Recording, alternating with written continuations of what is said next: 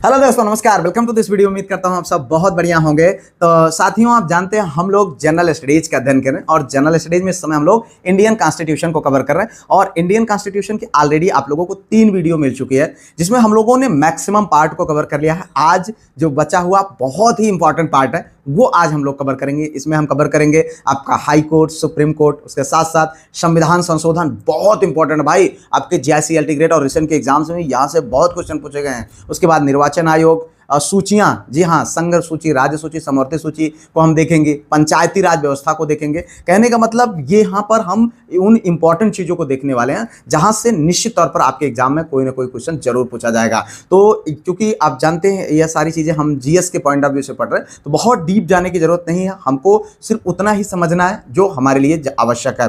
तो आप जानते हैं ये वीडियो नियमित तौर पर शाम को 7 बजे हमारे इस यूट्यूब चैनल पर प्राप्त होती है। इसके अतिरिक्त मॉर्निंग में करंट अफेयर की क्लास आपको प्राप्त होती है। तो अगर आप किसी भी प्रकार के गवर्नमेंट सर्विस के एग्जाम की तैयारी कर रहे हैं, चाहे JIC lecturer, JDC, assistant professor, BPSC तैयारी 4 और अन्य जो भी भर्तियां हैं, तो उनके लिए ये श्रृंखला बेहद इंपॉर्टेंट है। आप चाहते हैं जो कुछ भी मैं पढ़ाता हूं, बोलता हूं, सब कुछ लिखे हुए पीडीएफ के रूप में मिल जाए, तो हमारा नंबर है 9565272442। ये नंबर है। व्हाट्सएप पर कॉन्टैक्ट करके पीडीएफ ग्रुप ज्वाइन कर लें। वहां पर आपको टेस्ट, पेज, सब कुछ, पूरे पीडीएफ सब कुछ आपको प्रोवाइड करा दिया जाता है, जो आपके लिए बेहद आवश्यक है। तो आइए यहां से वीडियो को शुरू करते हैं।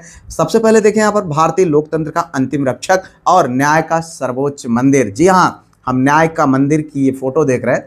हमारी अंतिम आस, हम भारतीयों की अंतिम आस, जब हम कभी प्रताड़ित होते हैं किसी बात को लेकर के, हमारे मन में अगर ये होता है कि यार ये मेरे साथ गलत हो रहा है, तो हमें हमारा एक अंतिम जो आश है वो यही मंदिर है। जी हाँ, इस मंदिर का अगर हम बात करें तो लोकतंत्र में कितना महत्व है, कैसे इसका निर्माण होता है, यहाँ पर जो बैठते हैं उनके लिए क्या योग्यताएं होती हैं और क्या सारी चीज़ें होती हैं, उनको हम स्टेप टू स्टेप पढ़ेंगे सहज एवं सरल भाषा में। आप बस सिर्फ शांत मन से सुनते जाएं, आपको कुछ भी करने की जरूरत नहीं है। बस हम यहाँ से क्रीम आपको निकाल करके देने वाले हैं। उससे पहले वीडियो को लाइक, चैनल को सब्सक्राइब, हाइप, शेयर कर लीजिएगा।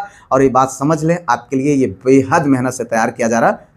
तो यहां पर देखिए भाई, देश की सर्वोच्च न्यायिक संस्था नई दिल्ली में स्थित है। यह न्यायालय पूरे भारत की न्याय प्रणाली के शीर्ष पर है, यानी सुप्रीम कोर्ट। जी हाँ, संविधान का रक्षक है। ठीक है, इसे अगर हम कहें तो यहाँ पर यह सुनिश्चित करता है कि देश का शासन संवैधानिक मूल्यों के अनुरूप चले। यह नहीं कि भैया कार्यपालिका का, यानी हमारा राजा, जैसे मान लीजिए प्रधानमंत्री, मुख्यमंत्री मनमानी करना चाहे तो नहीं, हम उसको नकेल खींच सकते हैं। यानी जब अगर कभी भी इस तरीके की चीज़ें होती है तो आप लोग भी देखते हैं कि सामान्यतः लोग कोर्ट का सहारा लेते हैं और वहाँ से जो जजमेंट आता है वो मान करके चलते हैं कि ये सही है और संतुष्ट हो जाते हैं।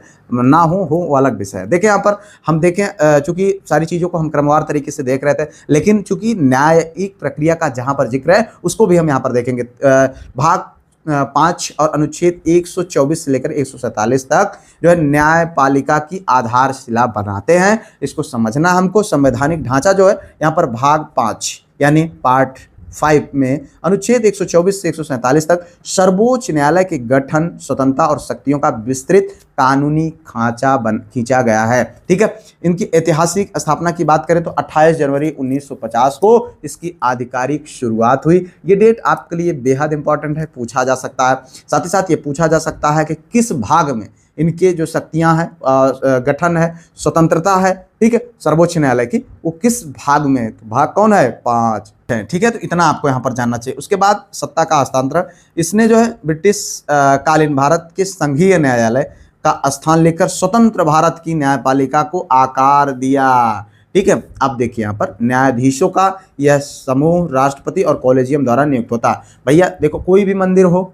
उसका जो पुजारी होता है वो सबसे ज़्यादा मेन होता है। तो इसमें जो पुजारी, अगर हम कह सकते हैं इस मंदिर की जो रक्षा करते हैं, वो न्यायाधीश होते हैं। उनकी नियुक्ति कैसे होती है उसको हमें समझना है। भैया देखें यहाँ पर कुल जो न्यायाधीश होते हैं वो 34 है। ठीक है, 34। भारत का मुख्य न्यायाधीश यानी एक चीफ जस्टिस ऑफ इंडिया होता है।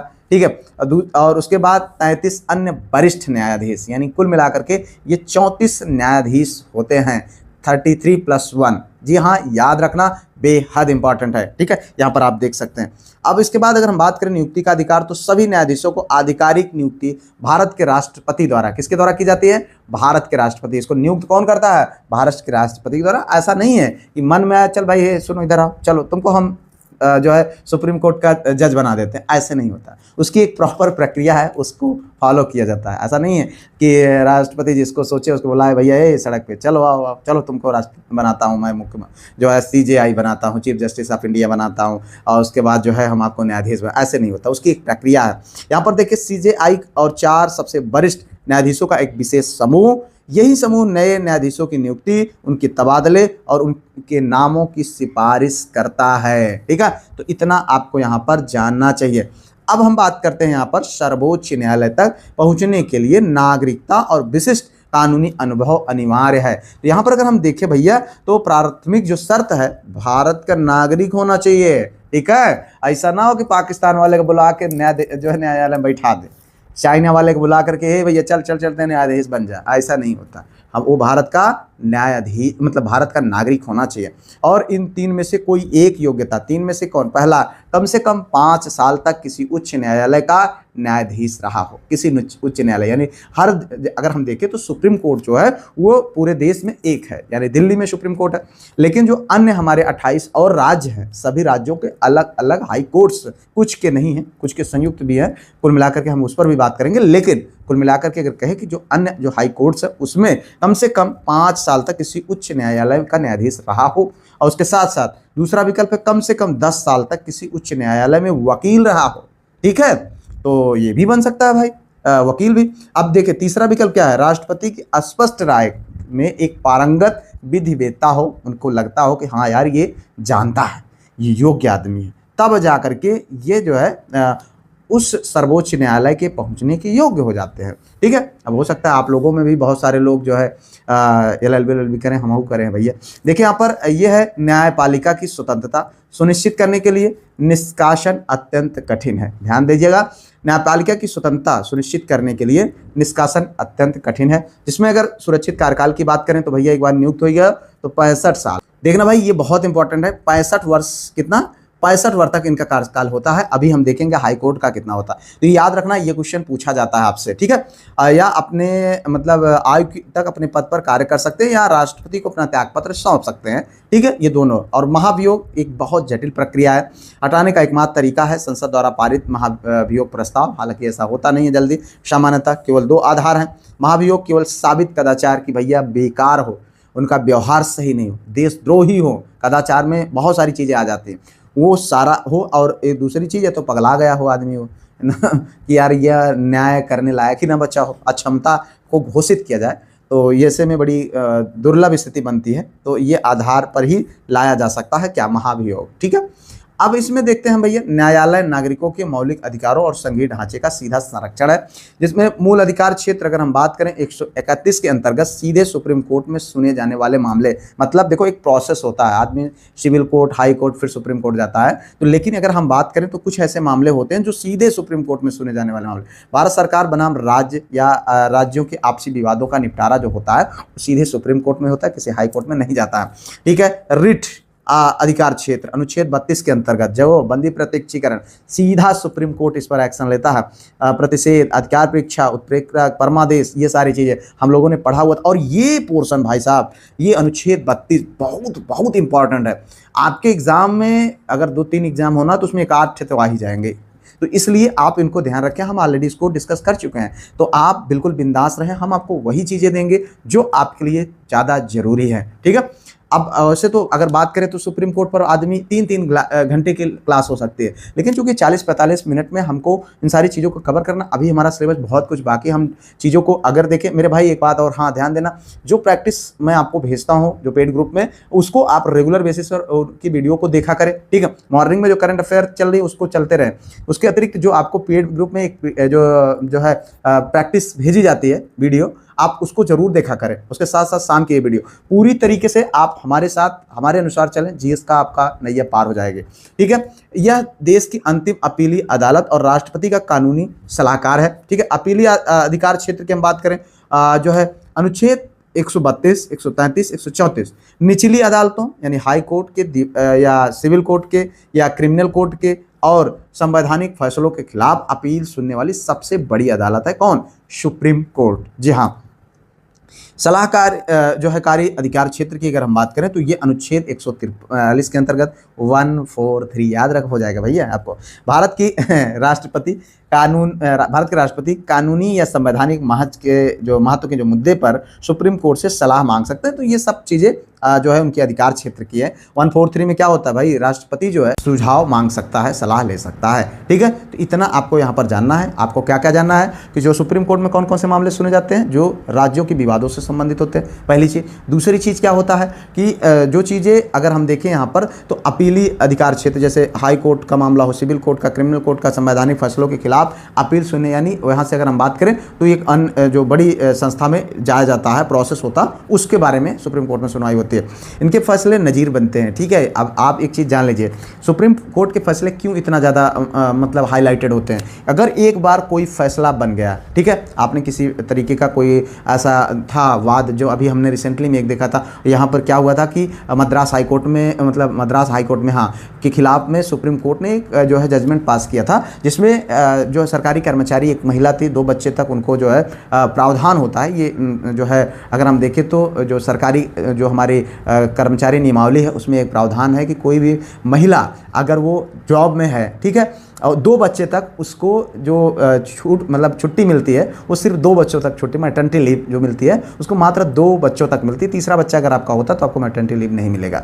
तो उसके खिलाफ वो सुप्रीम कोर्ट गई थी, ठीक है, हाई कोर्ट गई थी। हाई कोर्ट ने मना कर दिया था चूंकि राज्य का विषय था, मतलब भाई नियमावली है। लेकिन फिर जाकर के वो कहाँ चली गई, सुप्रीम कोर्ट चली गई, और सुप्रीम कोर्ट ने मद्रास हाई कोर्ट की बात को जो है रिजेक्ट कर दिया कि नहीं, अगर वो महिला है और गर्भवती है या मतलब बच्चा पैदा कर रही है तो उसको मैटरनिटी लीव मिलना चाहिए, चाहे दूसरा बच्चा हो, तीसरा बच्चा हो, चौथा बच्चा हो।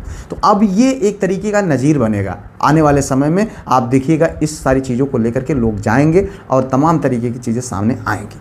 तो यहाँ पर इसी तरीके के जो और कानून होते हैं, देखें यहाँ पर इस फैसले, इनके जो फैसले होते हैं वो नज़ीर बनते हैं और असंवैधानिक कानूनों को शून्य घोषित कर सकते हैं। ठीक है, जिसमें अगर हम बात करें अभिलेख न्यायालय, जो कि जिसका वर्णन होता है अनुच्छेद 129 में, सभी फैसले जो है रिकॉर्ड माने जाते हैं, इन्हें निचली अदालतें मानती हैं। ठीक है, अगर सुप्रीम कोर्ट में कोई ऐसा जजमेंट आया है, अगर वैसा ही प्रकरण नीचे वाली अदालतों में भी आ रहा तो जस्ट उसको उसी के हिसाब से पास की फलावाद के अंतर्गत ये था तो इसमें ये हो गया, चलो जाओ, कोई अलग से नहीं। इसीलिए वकीलों को जो है डेली पढ़ना बहुत पड़ता है। आप देखेंगे उसकी लाइब्रेरी बहुत ज़्यादा कानून थोड़ी ना है, लेकिन वाद को पढ़ना। हम LLB कर रहे थे, वहाँ पर सर चकरा जाता था, भाई इतने वाद हैं, इतने वाद थे, वादे फलाना के बजाय मतलब फलाना वर्सेस फलाना, ये भैया पढ़ो उसमें क्या हुआ था। अब उसको आपको कोट करना पड़ता है और कोट करेंगे तभी जा करके आप LLB में अच्छा नंबर आपको मिलता है। तो ये सारी चीज़ें होती हैं तो बड़ा टेढ़ी खीर हो जाता है। हालांकि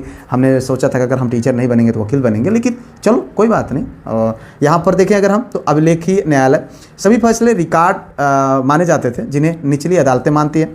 न्यायालय को अपनी अवमानना के लिए दंड देने का भी अधिकार है। ठीक है, हम न्यायिक समीक्षा की बात करें तो अनुच्छेद 137 के अंतर्गत संसद के कानूनों या सरकारी आदेशों की संवैधानिकता की जांच संविधान के खिलाफ होने पर उन्हें असंवैधानिक घोषित करने की शक्ति प्राप्त होती है। अपने स्वयं के पुराने फैसलों की समीक्षा करने का अधिकार भी न्यायिक पुनरावलोकन इसको कहते हैं भाई। ठीक है, न्यायिक समीक्षा यानी न्यायिक पुनरावलोकन, जो कि अनुच्छेद 137 के अंतर्गत आता है। ठीक है, तो ये सारी चीज़ें रहें। अब अगर हम यहाँ पर बात करते हैं, सर्वोच्च न्यायालय भारतीय लोकतंत्र के तीनों अंगों के बीच संतुलन स्थापित करता है। जैसे अगर हम बात करें, संरक्षक का भी काम करता है। अनुच्छेद 32 आप जानते हैं बेहद इंपॉर्टेंट है। ठीक है, के तहत नागरिकों के अधिकारों की ढाल बन जाता है। गए भाई इनके खिलाफ ना जाना, क्योंकि इन्हीं के से हम हैं। ठीक है, अगर हम बात करें लोकतंत्र यानी जो है देखें तो ये लोकतंत्र है। ठीक है, राजा नहीं हो तुम।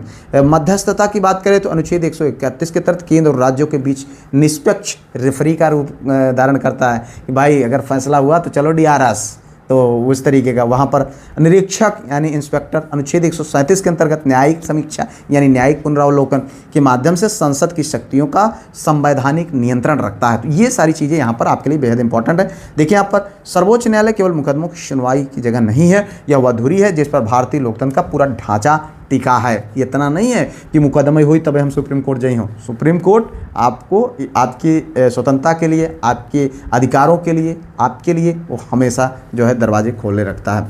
अब हम देखते हैं राज्य न्याय प्रणाली। अभी तक हमने सुप्रीम कोर्ट को देखा, अब हम राज्य के उच्च न्यायालय को देखते हैं। ठीक है, संरचना, शक्तियाँ और संवैधानिक महत्व। ठीक है, तो यहाँ पर अगर हम देखें संवैधानिक आधार और अनुच्छेद, यहाँ पर ये भी जो है संविधान का भाग 6 जो है उच्च न्यायालयों के गठन, शक्तियाँ एवं मतलब स्वतंत्रता एवं शक्तियों का विस्तृत वर्णन। देखो भाई, उसमें आपने देखा था भाग 5 के अंतर्गत थे, अब यहाँ पर क्या है, भाग 6 के अंतर्गत है। ठीक है, यानी अगर हम बात करें तो सुप्रीम कोर्ट का जिक्र किस में था, भाग 5 के अंतर्गत, और उच्च न्यायालय यानी हाई कोर्ट का जिक्र किस में है, भाग 6 के अंतर्गत। तो ये बहुत इंपॉर्टेंट बन जाता है, ये क्वेश्चन बनते हैं फ्रिक्वेंटली, तो बस समझते जाइए।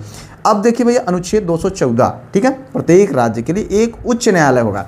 क्या बात की गई है कि प्रत्येक राज्य के लिए एक उच्च न्यायालय होगा, यह राज्य स्तर की सबसे बड़ी अदालत है। ठीक है, और अनुच्छेद 231 में संसद की शक्तियां हैं, संसद के पास कानून बना करके 2 या 2 से अधिक राज्यों या केंद्र शासित प्रदेशों के लिए एक साझा उच्च न्यायालय होता है, बहुत सारी जगहों पर है।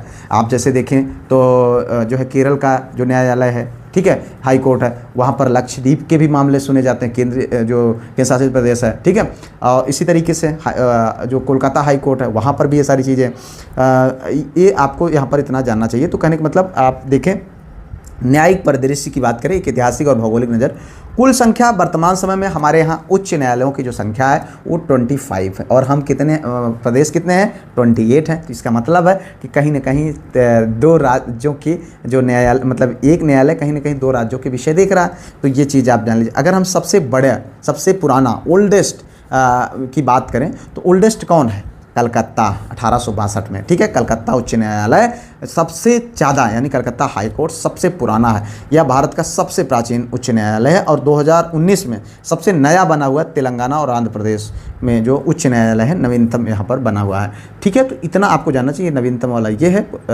ओल्डेस्ट ये है। ठीक है, चलो अब देखते हैं यहाँ पर न्यायपीठ तक के सफ़र एवं योग्यताएं। अनिवार्य शर्त है, व्यक्ति अनिवार्य रूप से भारत का नागरिक होना चाहिए। ठीक है, पहली शर्त है, भारत के राज्य क्षेत्र में कम से कम 10 वर्ष तक कोई न्यायिक पद धारण किया हो। ठीक है, तो ये होना चाहिए।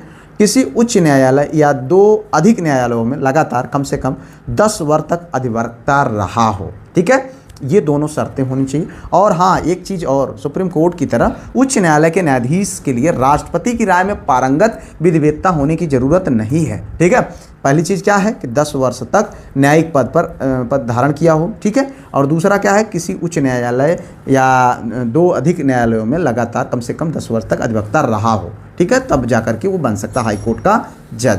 अब नियुक्ति मैट्रिक्स की बात करें, कॉलेजियम और परामर्श के माध्यम से इनको बनाया जाता है। भारत का राष्ट्रपति नियुक्ति का अंतिम अधिकार जो और आदेशकर्ता कौन होता है, राष्ट्रपति ही होता है भैया। ठीक है, यहाँ पर देखें, परामर्श कंसल्ट किससे करता है, CJI से, यानी चीफ जस्टिस ऑफ इंडिया से, संबंधित राज्य के राज्यपाल से। और नियुक्ति करता कौन है, राष्ट्रपति ही करता है। ठीक है, कॉलेजियम प्रणाली, अन्य न्यायाधीशों की नियुक्ति के में जो है उच्च न्यायालय के मुख्य न्यायाधीश की सलाह भी अनिवार्य रूप से ली जाती है। वर्तमान में कॉलेजियम ही नामों की सिफारिश करता है। ठीक है, अब देखो कार्यकाल और निष्कासन, ध्यान देना मेरे भाई, वीडियो थोड़ा लंबी हो सकती है बट बहुत इंपॉर्टेंट चीज़ें डिस्कस की जा रही हैं। इसमें से आप सोच कर देखिए, कोई भी चीज़ छोड़ी नहीं जा सकती है। तो आप बस जो है एकदम शांत मन से पढ़ें और बिंदास रहें। देखिए यहाँ पर कार्यकाल की अगर हम बात करें, न्यायाधीश जो है 62 वर्ष की आयु तक अपने पद पर बने रह सकते हैं। कितनी वर्ष की आयु तक, 62 वर्ष की आयु तक। त्यागपत्र दे सकते हैं, वो किसी भी समय सीधे राष्ट्रपति को अपना लिखित त्यागपत्र सौंप सकते हैं, भैया ऐसा हमें नहीं यहाँ पद पर हाइक है या हमारी क्या कुछ मजबूरी होंगी तो छोड़ सकता है।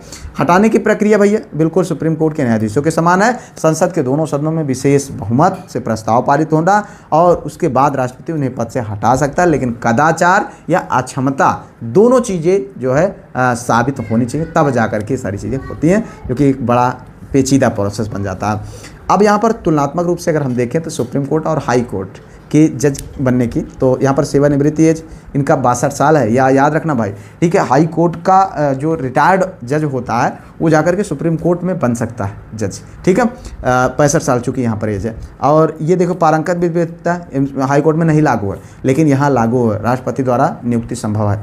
ठीक है, अब अगर हम देखें रिट का दायरा, ठीक है, स्कोप ऑफ रिट्स, यदि अधिक व्यापक और मौलिक तथा अन्य कानूनी अधिकार हैं और इनका सीमित दायरा है केवल मौलिक अधिकार पर। ठीक है, यहाँ पर देखिए भैया शक्तियों का शस्त्रागार, 5 प्रमुख अधिकार क्षेत्र, यानी अब हम यहाँ पर देखेंगे हाई कोर्ट की शक्तियों पर। जी हाँ, अगर हम देखें तो पहला है रिट अधिकार क्षेत्र। रिट, जैसा कि अभी हम लोगों ने देखा अनुच्छेद 32 के जो प्रावधान है जिसमें डायरेक्टली सुप्रीम कोर्ट रिट जारी करता है, तो उसी तरीके से हाई कोर्ट को भी पावर है रिट जारी करने का। ठीक है, तो उस पर भी हम यहाँ पर देखेंगे अभी आगे। अपीलीय अधिकार क्षेत्र यानी निचली अदालतों पर वो नियंत्रण रखता है। जो सिविल कोर्ट्स होती हैं, जो है डिस्ट्रिक्ट कोर्ट्स होती हैं, उस पर वो अधिकार रखता है, वहाँ पर वो देख सकता है, समझ सकता है। ठीक है, उनकी जो न्यायिक प्रणाली होती है उनको अवलोकन करता है। कोई गलत डिसीजन दिया जाता है तो उसमें भी ये सारी चीज़ें मतलब हस्तक्षेप करता है। ठीक है, प्रक्रिया है उसकी, ऐसे नहीं कि चला आया दौड़ा अपने आप। ठीक है, अधीक्षण की शक्ति, वो क्या करता है, प्रशासनिक एवं न्यायिक निगरानी रखता है। ठीक है, जांच करता है। अभिलेखीय न्यायालय यानी फैसलों का अस्थायी महत्व होता है, चूंकि आप जानते हैं वाद क्या बन जाता है, न्यायिक समीक्षा, संवैधानिकता की जांच, वाद क्या बन जाता है, नेक्स्ट जो है डिसीजन के लिए एक महत्वपूर्ण जो है अभिलेख बन जाता है। ठीक है, यहाँ पर अगर हम देखें रिट अधिकार क्षेत्र, अगर सुप्रीम कोर्ट के रिट अधिकार क्षेत्र की हम बात करें तो देखो सर्वोच्च न्यायालय का कितना है, 32, अनुच्छेद 32 में जो 5 प्राप्त हैं उन्हीं पर है। लेकिन उच्च न्यायालय में अनुच्छेद 226 के अंतर्गत, ये जो 32 है ये तो है ही है,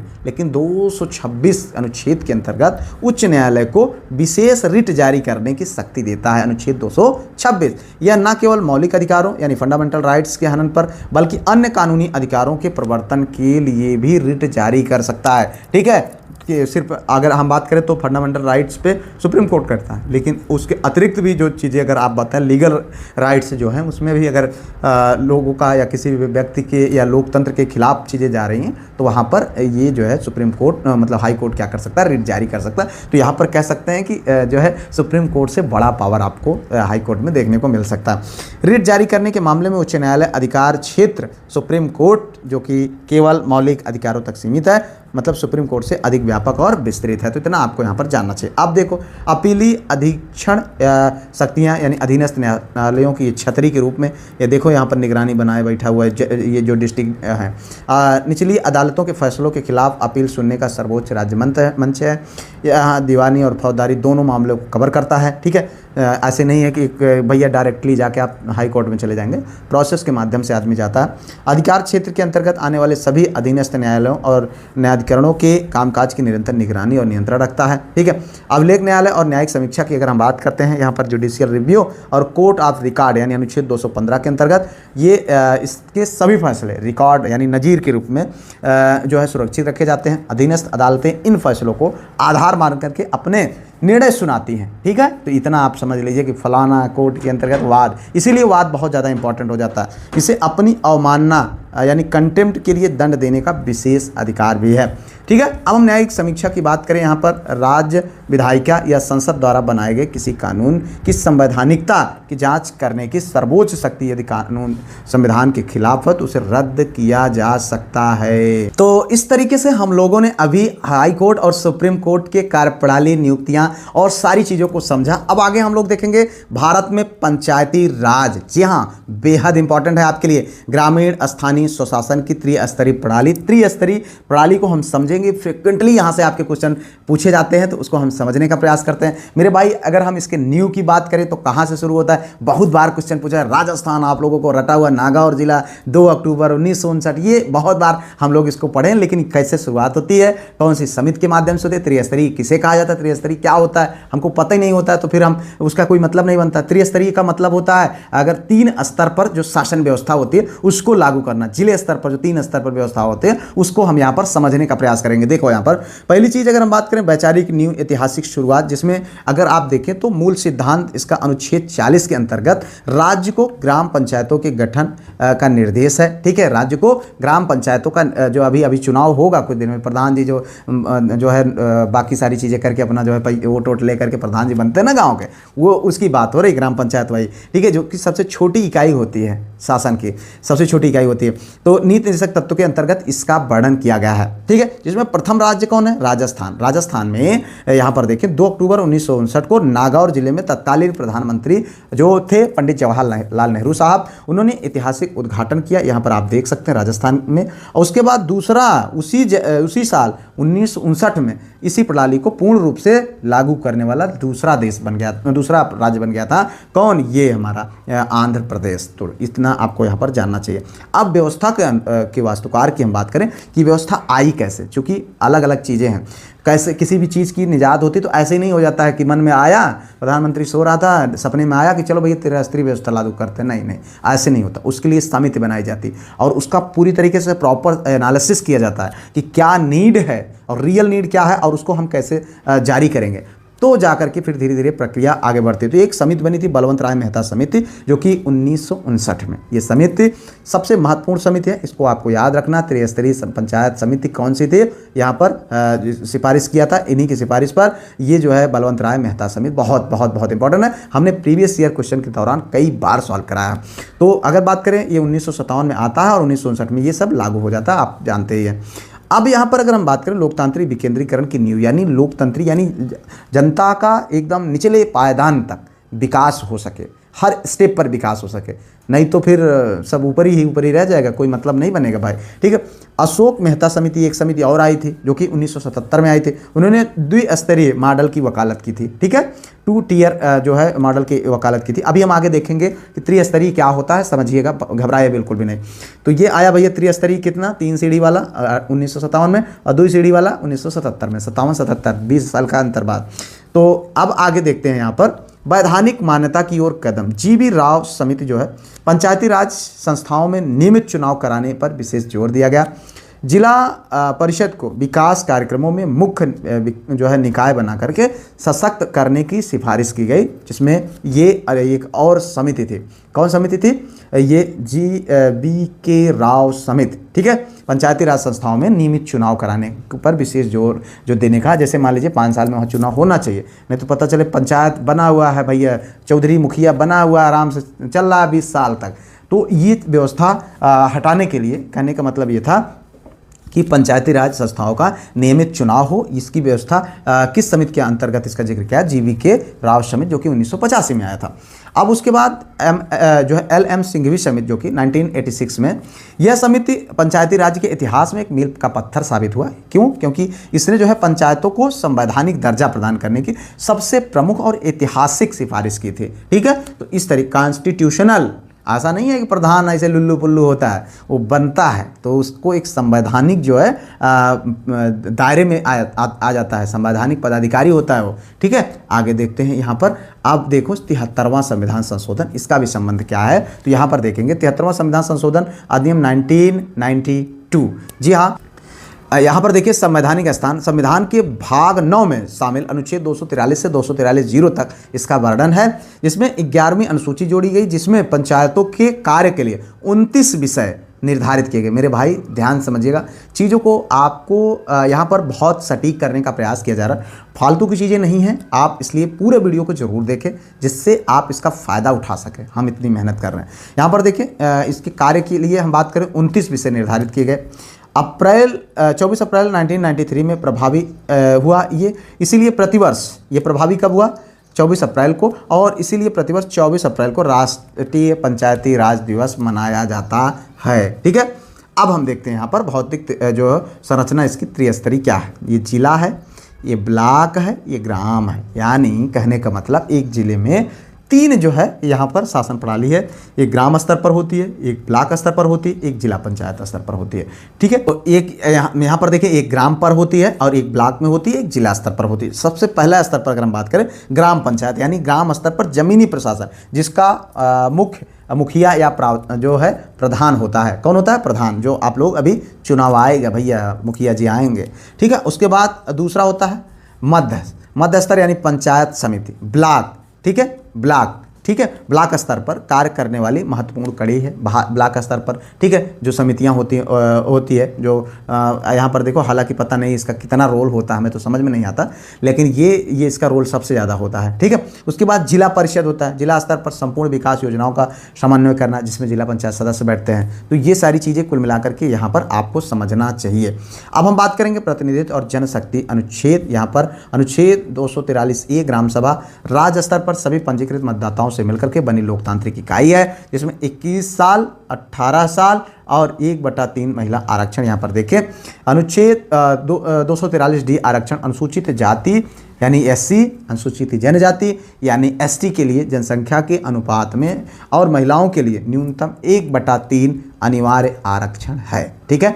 तो अगर हम यहाँ पर आयु सीमाओं की बात करें तो पंचायत चुनाव में उम्मीदवार बनने के लिए न्यूनतम कई साल की उम्र होनी चाहिए? 21 साल होएगा, सब लोग प्रधान ही लड़ेंगे। ग्राम सभा के सदस्य बनने के लिए आयु कितनी होनी चाहिए? ठीक है, 18 वर्ष, यानी हम 18 साल के हो जाएंगे तो वोटिंग कर सकते हैं, ठीक है, जो सबको है। यहाँ पर देखिए प्रशासन, वित्त और चुनाव के अनुच्छेद, यहाँ पर 5 वर्ष में चुनाव होता है, वित्त व्यवस्था, भाई पैसा होता है तभी तो लोग उसमें पीछे पड़ते हैं। अनुच्छेद 243E कार्यकाल, पंचायतों का निश्चित कार्यकाल अपनी प्रथम बैठक से 5 साल तक होता है, 6 महीने घटाया बढ़ाया जा सकता है, जो अभी ये समय चल रहा है, तो वैसे तो फरवरी अभी चुनाव हो जाना चाहिए था। अनुच्छेद 243 यानी राज्य वित्त आयोग पंचायतों की वित्तीय स्थिति की समीक्षा और करों के बंटवारों के लिए स्टेट फाइनेंस कमीशन का गठन करता है। अनुच्छेद 243 के यानी राज्य चुनाव आयोग मतदाता सूची तैयार करके और पंचायत चुनावों का निष्पक्ष संचालन के लिए स्टेट इलेक्शन कमीशन का प्रावधान किया गया है। अब अगर हम बात करें यहाँ पर एक त्वरित तरीके से इसको हम देखें तो कालक्रम अगर देखें तो सबसे पहले बलवंत राय मेहता समिति आई थी 1967 में, ये क्रम भी मिलाने के लिए आ जाता है मेरे भाई, तो याद रखना। अशोक मेहता समिति यहाँ पर 1977 में, ये राव समिति आई थी कब, जो है 1985 में, सिंघवी ये आई थी 1986 में, तो इसको आपको ध्यान रखना है। अब हम भाग की बात करते हैं तो भाग 9 में अनुच्छेद जो है 11वें और 29 विषय शामिल है। पहला राज्य राजस्थान जो कि नागौर में, और दिवस कब है? 24 अप्रैल, ठीक है। ये कुछ इंपॉर्टेंट चीज़ें थी, फैक्ट थी, आप इनको रख लें। यहाँ पर देखिए प्रमुख अनुच्छेद की बात करते हैं तो 243 ग्राम सभा, 243D आरक्षण से संबंधित है, 243 कार्यकाल से संबंधित है, 243I राज्य वित्त से संबंधित है, 243K राज्य चुनाव से संबंधित हैं।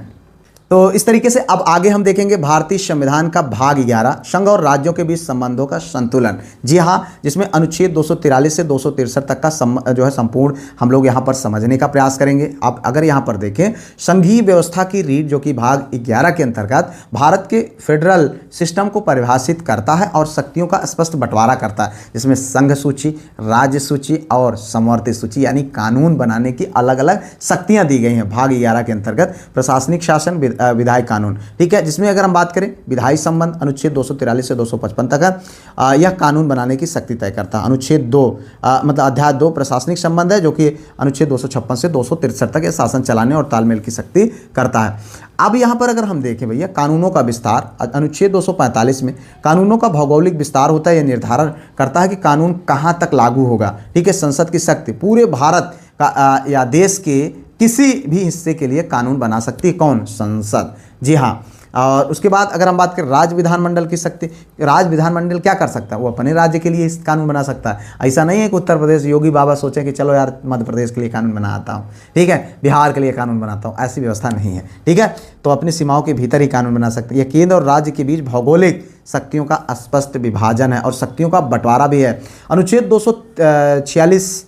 246 कानून बनाने के विषय में इस भाग में सबसे महत्वपूर्ण और केंद्रीय अनुच्छेद है, जिसमें अगर हम देखें तो यह संविधान की 7वीं अनुसूची से सीधे जोड़ा गया। पूछा जाता है कि कौन सा भाग संघ सूची में आता है, कौन सा जो है राज्य सूची में आता है, कौन समवर्ती सूची में, तो इसको हम लोगों को ध्यान देना चाहिए। यहाँ पर देखें संघ सूची, राज्य सूची और समवर्ती सूची, कानून बनाने के विषयों को 3 स्पष्ट सूचियों में बांटा गया है। अगर हम बात करते हैं अनुच्छेद 246 का, तो ये सबसे बहुत बार क्वेश्चन पूछा गया इससे, तो इसको आपको याद रखना है भाई, 7th शेड्यूल में है ये, ठीक है, 7वीं सूची में। अब देखो यहाँ पर समवर्ती सूची, राज्य सूची, संघ सूची। समवर्ती सूची का मतलब ये होता है जिसमें संघ और राज्य यानी केंद्र सरकार और राज्य सरकार दोनों कानून बना सकते हैं, लेकिन सबसे ज़्यादा मान्य किसका होगा? केंद्र का होगा, ठीक है। और एक ऐसा विषय जिस पर सिर्फ राज्य सरकार ही कानून बना सकती है, केंद्र सरकार चाहे कितनी भी पावरफुल हो नहीं बना सकते, तो क्या है? राज्य सूची। और संघ जो कि संघ सूची ही बना सकते हैं। उसमें राज्य जो विषय जो संघ सूची के अंतर्गत आते हैं उसमें सिर्फ संघ यानी केंद्र ही जो है कानून बना सकता है। जिसमें अगर देखिए तीनों सूचियों में संघ सूची में राष्ट्रीय महत्व के विषय जैसे रक्षा हो गया, विदेश मामले हो गए, जो है रेलवे हो गया, इनसे संबंधित कानून सिर्फ और सिर्फ कौन बना सकता है? ठीक है, ये सिर्फ और सिर्फ संघ बना सकता है, केवल संसद ही कानून बनाएगा। ऐसा नहीं रेलवे भैया पटरी हमारे भी राज्य में बिछी है हम कानून बनाएंगे, ना ना ना, कोई मतलब नहीं। राज्य सूची स्थानीय महत्व के जैसे पुलिस, कृषि, स्वास्थ्य, ये सब जो है राज्य विधानमंडल में के द्वारा बनाए जाते हैं।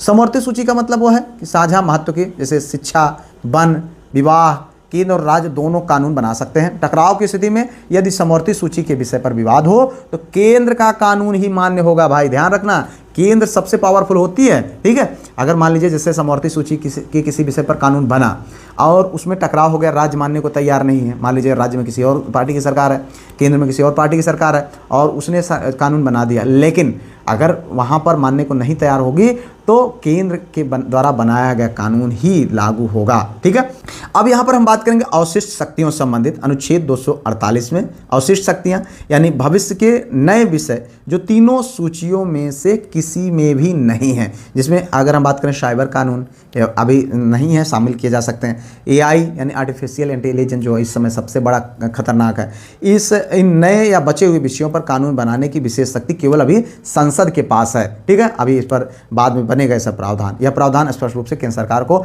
अधिक शक्तिशाली बनाता है। अगर हम बात करें राज्य सूची पर संसद की शक्ति, यहाँ पर देखें 249 सामान्य स्थिति में राज्य के विषय पर केंद्र का दखल। ठीक है, ये प्रक्रिया होती है यदि राज्यसभा यह प्रस्ताव पारित कर दे कि ऐसा करना राष्ट्रीय हित में है तो फिर वो हित में है। ठीक है, बहुमत की शर्त होती है, उपस्थित और मतदान करने वाले सदस्यों को 2/3 बहुमत अनिवार्य करना होता है। इस प्रकार बना कानून 1 वर्ष के लिए लागू हो जाता है। यह राज्यसभा की एक विशेषाधिकार शक्ति है। ठीक है, इससे संबंधित फ्रिक्वेंटली क्वेश्चन पूछे जाते हैं। अब हम बात करते हैं आपातकालीन स्थिति के दौरान शक्तियों पर। अनुच्छेद 250 की जब हम बात करें तो संकट के समय शक्तियों का पूर्ण केंद्रीकरण होता है। जब देश में राष्ट्रीय आपातकाल लागू हो, इस दौरान संसद को राज्य सूची के किसी भी विषय पर पूरे देश या किसी हिस्से के लिए कानून बनाने की शक्ति मिल जाती है। इमरजेंसी के समय राज्य सरकारें निष्क्रिय हो जाती हैं। ठीक है, यह संघीय ढांचे को अस्थायी रूप से एकात्मक ढांचे में बदल देता है। सिर्फ केंद्र का राज्य रहेगा भैया। अब हम बात करेंगे प्रशासनिक संबंध। प्रशासनिक संबंध में केंद्र और राज्यों के बीच प्रशासन चलाने का जो तालमेल होता है, ये देखिए यहाँ पर संसद ये राज्य है। ठीक है, एक चक्री के तरीके से देख रहे हैं यहाँ पर। तो अनुच्छेद 256 में राज्यों और संघ की बाध्यता, राज्यों को अपनी कार्यपालिका शक्ति का प्रयोग इस प्रकार करना होगा कि संसदीय कानूनों का पालन सुनिश्चित हो, मनमानी नहीं कर सकता है वो। केंद्र सरकार यह सुनिश्चित करने के लिए राज्यों को आवश्यक निर्देश दे सकती है। ठीक है, अब अगर मान लीजिए अंतर्राज्यीय है, एक नदी है किसी 2 राज्य में जो है बहती है, उसका विवाद है तो क्या करना है, उस पर हम बात करते हैं अंतर्राज्यीय नदी विवाद, क्योंकि ये भी क्वेश्चन बनता है भाई, बहुत बार बना हुआ है। अनुच्छेद 262 से स्पष्ट रूप से सुप्रीम कोर्ट के हस्तक्षेप को वर्जित करने का प्रावधान है, या मतलब इस अपवाद से संबंधित तमाम बार क्वेश्चन पूछा गया। अनुच्छेद 62 की जब हम बात करते हैं 2 या अधिक राज्यों के बीच नदी के पानी के बंटवारों का विवाद से संबंधित है। इसमें प्रसिद्ध कावेरी जल विवाद आप समझ सकते हैं। संसद कानून बनाकर ऐसे विवादों को सुलझाने के लिए विशेष ट्रिब्यूनल का गठन कर सकती है। अगर हम इस मामले में देखें तो सुप्रीम कोर्ट को भी दखल देने से रोका जा सकता है। तो यहाँ पर आगे देखें भैया अंतर्राज्यीय परिषद। जी हाँ, अनुच्छेद 263 के अंतर्गत केंद्र और राज्यों के बीच समन्वय जो है का सर्वोच्च मंच है जो बनाया जाता है। इसका गठन कौन करता है? प्रेसिडेंट करता है, और इसका उद्देश्य होता है राज्यों के बीच विवादों पर जांच करना और सलाह देना, केंद्र और राज्यों के बीच आपसी समन्वय बढ़ाना और साझा हितों वाले विषयों पर विचार विमर्श करना। तो इसका जिक्र होता है, अंतर्राज्यीय परिषद का जिक्र है 263 अनुच्छेद में। ठीक है, तो आपको इतना जानना चाहिए। अब हम यहाँ पर थोड़ा सा संक्षेप में चीज़ों को समझने का प्रयास करेंगे तीनों सूचियों से संबंधित। सार संक्षेप में अगर हम बात करें अनुच्छेद 246 के अंतर्गत शक्तियों का बंटवारा किया गया, बेहद इंपॉर्टेंट है, ध्यान रखें मेरे भाई। 3 सूचियाँ हैं जिसमें अगर हम बात करें PCS SI इन सारे परीक्षाओं में बहुत ज़्यादा महत्वपूर्ण है, कई बार पूछा जा चुका है। अनुच्छेद 248 जो कि अवशिष्ट शक्तियों से संबंधित है, जिसमें केवल संसद का प्रावधान है। अनुच्छेद 249 राज्य सूची पर राज्यसभा का विशेषाधिकार है। ठीक है, अनुच्छेद 250 आपातकाल में संसद की सर्वोच्च शक्ति। ठीक है, अनुच्छेद 262 अंतर्राज्यीय नदी जल विवाद से संबंधित है। अनुच्छेद 263 अंतर्राज्यीय परिषद यानी राष्ट्रपति द्वारा जो बनाया जाता है, ये माइंड मैप से आप इनको याद रखें भैया। तो आगे यहाँ पर देखते भैया निर्वाचन। जी हाँ, अब आगे हम बात करेंगे भाग 15 के अंतर्गत जो इंपॉर्टेंट है आपके लिए, निर्वाचन। दुनिया के सबसे बड़े लोकतंत्र में स्वतंत्र और निष्पक्ष चुनाव की संवैधानिक प्रक्रिया का वर्णन जो है भाग 15 के अंतर्गत है। संस्थागत स्वतंत्रता, निष्पक्ष चुनाव कैसे सुनिश्चित हो, नागरिक सशक्तिकरण, लोकतांत्रिक प्रक्रिया में वोट देने का अधिकार और उनकी शक्ति से संबंधित चीज़ों को यहाँ पर वर्णन किया गया है। निर्वाचन आयोग की अगर हम बात करें तो अनुच्छेद 324 इसके अंतर्गत आता है। यहाँ पर आप देख लीजिए ईवीएम मशीन लगी हुई है। पूरे देश में स्वतंत्र और निष्पक्ष चुनाव कराने की सर्वोच्च जिम्मेदारी होता है। अधिकार क्षेत्र में अगर हम बात करें कौन से चुनाव, जैसे राष्ट्रपति और उपराष्ट्रपति, ठीक है, इनसे संबंधित है। संसद, लोकसभा और राज्यसभा और राज्य विधानमंडल का चुनाव कौन कराता है? इलेक्शन कमीशन, निर्वाचन आयोग, ठीक है। अगर हम बात करें अपवाद का तो पंचायतों एवं नगर पालिकाओं के चुनाव का यह आयोग नहीं करवाता है, इसकी जिम्मेदारी राज्य निर्वाचन आयोग की होती है। कहने का मतलब यह है कि पंचायतों और नगर पालिकाओं के जो चुनाव होते हैं उसको कौन कराता है? स्टेट इलेक्शन कमीशन कराता है। ये क्वेश्चन बनता है कि इस जो है इलेक्शन कमीशन के अधिकार क्षेत्र में आता है। बहुत बार आपको हाँ या ना में वाला क्वेश्चन बना करके दे देगा कि जो है उसमें राष्ट्रपति, उपराष्ट्रपति, संसद ये सब दे देगा और उसमें ये भी डाल देगा कि उसमें बताएगा कौन सा एक सही नहीं है। तो आप समझ लीजिए कि जो पंचायत और नगर पालिकाओं के जो चुनाव कराता है वो कौन कराता है? राज्य इलेक्शन कमीशन कराता है। लेकिन जो है इलेक्शन कमीशन है यानी जो केंद्र का है, जो बड़ा मामला है, उसको वो कौन कौन से चुनाव कराता है? राष्ट्रपति और उपराष्ट्रपति का चुनाव, संसद का चुनाव, ठीक है, लोकसभा का और राज्यसभा का, दोनों का। उसके बाद राज्य विधानमंडल, विधायक विधायक चाचा लोग जो चुने जाते हैं उन सब का चुनाव यही कराता है कौन? इलेक्शन कमीशन, ठीक है। आगे यहाँ पर देखो अनुच्छेद 236 के अंतर्गत वयस्क मताधिकार का वर्णन है, जिसमें लोकसभा और विधानसभाओं के चुनाव पूरी तरह से वयस्क मताधिकार के अधिकार पर होंगे। ऐसा नहीं है एक छोटा बच्चा है वो भी जाके चुनाव दे सकता है। धर्म, जाति, लिंग या साक्षरता के हर वयस्क नागरिक को वोट देने का समान अधिकार है। अब इसमें देखो मूल संविधान में मतदान की आयु जो है 21 वर्ष थी। 61वें संविधान संशोधन 1989 के द्वारा इस आयु को घटाकर 18 वर्ष कर दिया गया। तो ये क्वेश्चन बन जाता है 61वें संविधान संशोधन के द्वारा कब ये 21 वर्ष कर दिया गया है, ठीक है, 21 वर्ष से 18 वर्ष कर दिया गया है। तो इतना आपको जानना चाहिए। तो अब हम यहाँ पर अंतिम में सबसे इंपॉर्टेंट चीजों को देखेंगे जहां से फ्रिक्वेंटली आपके लिए क्वेश्चन बन रहे हैं और आपके जीआईसी एलटी ग्रेड में बहुत सारे क्वेश्चन बने हैं। तो यहाँ पर हम देखेंगे जो है भारतीय संविधान एक जीवंत दस्तावेज यानी संविधान संशोधन, वही संविधान संशोधन जो आपके लिए बेहद इंपॉर्टेंट है और फ्रिक्वेंटली यहाँ से क्वेश्चन बने हैं। इसमें अगर हम देखें 100 से अधिक ऐतिहासिक संशोधनों के माध्यम से एक राष्ट्र की विकास यात्रा शुरू हुई। इसमें देखिए 1950 में अंगीकृत होने के बाद हमारे संविधान ने समय और समाज की जरूरतों के अनुसार खुद को ढाला और यह प्रकृति उन मील के पत्थरों को दर्शाती है जिन्होंने भारत में कि लोकतंत्र को आधार दिया, ठीक है। आप देखो यहाँ पर पहला जो संशोधन हुआ था वो कब हुआ था? 1951 में। 50 में लागू हुआ, 51 में संशोधन हो गया, ठीक है, जिसमें स्वतंत्रता के तुरंत बाद सामाजिक समानता के लिए बड़े कदमों की आवश्यकता थी। समानता के अधिकार और अभिव्यक्ति की आज़ादी सीमित किया गया, ठीक है। मुख्य उद्देश्य जमींदारी उन्मूलन जैसे महत्वपूर्ण विषय, सामाजिक सुधारों को कानूनी सुरक्षा प्रदान करना और 9वीं अनुसूची में कुछ विशिष्ट कानूनों को अदालती देने के लिए यहाँ पर ये व्यवस्था की गई। और इसके बाद आपातकाल और लघु संविधान 1976 क्वेश्चन बना था अभी एलटी ग्रेड में कि किसको लघु संविधान कहते हैं? 1976 वाला, जिसे आप देखें तो 42वां संविधान संशोधन, जिसमें अगर हम देखें तो आपातकाल के दौर में सत्ता का केंद्रीकरण और संविधान के मूल ढांचे में सबसे व्यापक बदलाव किया गया था। हमारे संविधान की प्रस्तावना में जो है 3 नए शक्तिशाली शब्द जोड़े गए, जिसमें समाजवादी, पंथनिरपेक्ष, अखंडता, ये तीनों शब्द जोड़े गए थे, ठीक है। अगर हम यहाँ पर बात करें मौलिक कर्तव्य का तो नागरिकों के लिए 10 मौलिक कर्तव्यों को पहली बार संविधान का हिस्सा बनाया गया, ठीक है। तो इतना आपको यहाँ पर इनसे संबंधित जानना चाहिए। अब हम बात करेंगे लोकतंत्र का संतुलन और सुधार 1978, ये 44वां संविधान संशोधन बेहद इंपॉर्टेंट है मेरे भाई, जानना। यहाँ पर संपत्ति का अधिकार, ठीक है, इसे मौलिक अधिकारों की विशिष्ट सूची से हटाकर केवल एक सामान्य कानूनी अधिकार बना दिया गया था। ये क्वेश्चन बनता है कौन से अनुच्छेद, कौन से संविधान संशोधन के अंतर्गत? 44वें संविधान संशोधन के अंतर्गत। आपातकाल की शर्तें भविष्य में सत्ता के दुरुपयोग को रोकने के लिए आंतरिक अशांति शब्द को हटाकर अधिक कठोर सशस्त्र विद्रोह शब्द जोड़ा गया। तो ये आपके लिए इंपॉर्टेंट है। अब हम बात करते हैं सत्ता और अधिकार का पेंडुलम, एक तुलना। देखिए यहाँ पर विषय उद्देश्य की अगर हम बात करें, सत्ता का केंद्रीकरण हुआ यहाँ पर 42वां संविधान संशोधन और 44वां 1978 में तो अधिकारों की पुनर्बहाली हुई, ठीक है। यहाँ पर सत्ता को केंद्रित किया गया था और यहाँ पर अधिकारों को पुनर्बहाली कर दी गई। आपातकाल की स्थिति थी, आंतरिक अशांति थी, लेकिन कठिन सशस्त्र विद्रोह थे। और नागरिक की अगर हम बात करें तो कर्तव्यों पर जोर था, 10 जोड़े गए और अधिकारों की रक्षा, संपत्ति का अधिकार बदला गया। तो इतना आपको यहाँ पर जानना चाहिए। और एक और महत्वपूर्ण यहाँ पर संशोधन हुआ 52वां, ठीक है, दल बदल विरोधी, आया राम गया राम वाला। देखो जब मर्जी हो यहाँ से इस पार्टी से उस पार्टी, ये बहुत बड़ा इंपॉर्टेंट रहा। नहीं चाचा चुनाव गए जीते और आज इस पार्टी में तो कल उस पार्टी में, जहाँ देख रहे हैं मंत्री बनने का ऑफर मिला, निकले 4 चेला लेके। तो वो सब चीज़ें यहाँ पर देखें, आया राम गया राम की संस्कृति को लगातार गिरती सरकारों के दौरान अंत किया गया। अब चाचा जई हो तो तुम्हार जो है सदस्यता निरस्त हो जाए, फिर से तुमको चुनाव लड़ाई पड़ी और चुनाव में जनता तुम्हार खबर ले ली। तो ये प्रक्रिया बनाई गई कि आपको क्या रिजिग्नेशन देना पड़ेगा, ठीक है। दल विरोधी कानून यहाँ पर देखें, राजनीतिक अवसरवादिता को रोकने के लिए कठोर कानून बनाया गया। ये 52वां संविधान संशोधन के भाई, जैसे जैसे आदमी आगे बढ़ता है उसको सुधार महसूस होता है, उसी तरीके से हमारे संविधान में भी जैसे जैसे चीज़ें आगे बढ़ती गई, चीज़ जरूरत महसूस होती गई, उसी तरीके से बदलाव करते जाते गए। 10वीं अनुसूची में इस जो है संविधान को जोड़ा गया, जिसके तहत चुनाव जीतने के बाद एक दल से दूसरे दल में जाने वाले विधायकों और सांसदों के सदस्यता तत्काल रद्द करने का स्पष्ट प्रावधान किया गया, ठीक है। अब देखो युवा शक्ति पर लोकतंत्र का विश्वास 1989, देखें यहाँ पर 61वां संविधान संशोधन। यह एक युवा होते राष्ट्र में निर्णय लेने की प्रक्रिया में युवाओं की सीधी भागीदारी सुनिश्चित करना, ठीक है।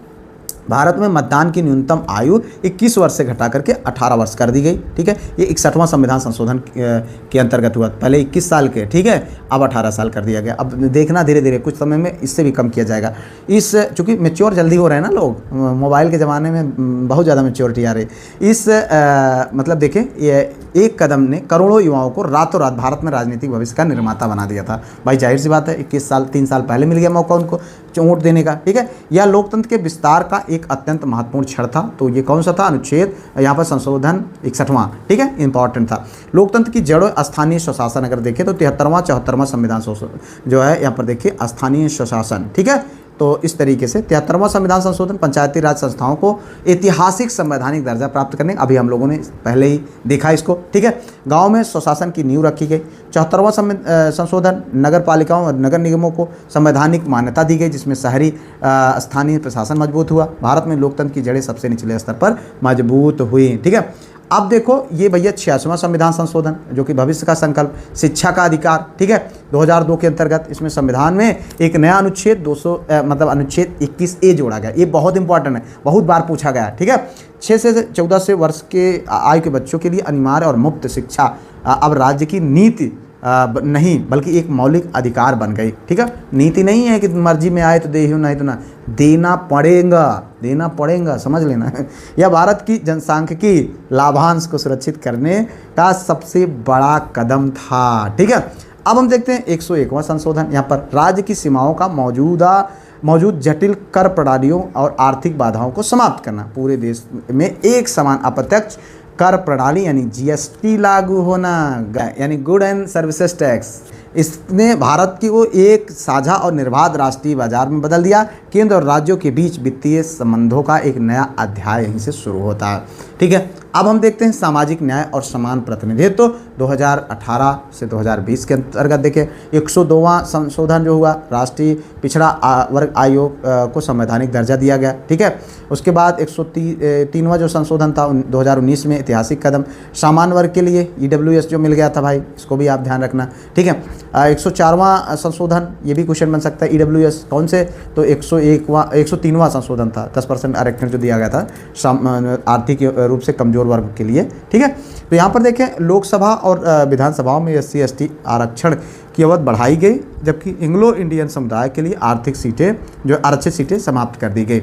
महिला नेतृत्व का आयोग 106वां जो संशोधन हुआ, नारी शक्ति बंधन अधिनियम का ऐतिहासिक पारित होना, ठीक है, जिसमें लोकसभा और राज्यसभा विधानसभा महिलाओं के लिए 33% सीटें आरक्षित कर दी गई कि भैया 33% महिला कम से कम होनी चाहिए। यह भारतीय लोकतंत्र में लैंगिक समानता की दिशा में अब तक का सबसे बड़ा विधायी कदम है, ठीक है। तो यहाँ पर देखें भैया विकास के 3 प्रमुख स्तंभ, भारतीय संविधान अधिकार देता है, सुशासन देता है और न्याय व्यवस्था। तो अगर यहाँ पर देखें 1951 से लेकर के 2023 तक के इन सभी 106 संशोधनों को तीन मुख्य उद्देश्यों में समझा जा सकता है, जिसमें अधिकारों का विस्तार किया गया, जैसे 86वां संविधान संशोधन, शिक्षा का अधिकार, 61वां संविधान संशोधन, मतदान की आयु बढ़ाई गई, ठीक है, और सुशासन शुद्धिकरण, जैसे 52वां दल बदल जो विरोध कानून, 73वां 74वां पंचायती राज और 101वां जीएसटी से संबंधित, समानता और न्याय, जैसे 103वां ईडब्ल्यूएस और 104वां जो कि SC ST और 6वां 106 महिला आरक्षण जो दिया गया। तो ये कुल मिलाकर के संशोधन हुए जो आपके लिए इम्पॉर्टेंट है। आपको इन संशोधनों से रूबरू होना अनिवार्य है, ठीक है। इस तरीके से हम लोगों ने यहाँ पर पूरा देखा, समझा और आपके लिए हमने संविधान के बहुत सरल और सहज तरीके से देने का प्रयास करा। उम्मीद करते हैं चीज़ें बहुत आसान हुई होंगी। कोई सुझाव हो कमेंट करिएगा। PDF प्राप्त करने के लिए 95 65 27 24 42 नंबर पर व्हाट्सएप के माध्यम से कांटेक्ट कर लें। एक छोटी सी फीस पे करके ग्रुप में जुड़े। वीडियो को लाइक जरूर कर लेना, आपके लिए बेहद मेहनत किया जाता है। फिलहाल मिलते हैं किसी और वीडियो में किसी और टॉपिक पर। तब तक के लिए जय Hind, Vande Mataram, best of luck.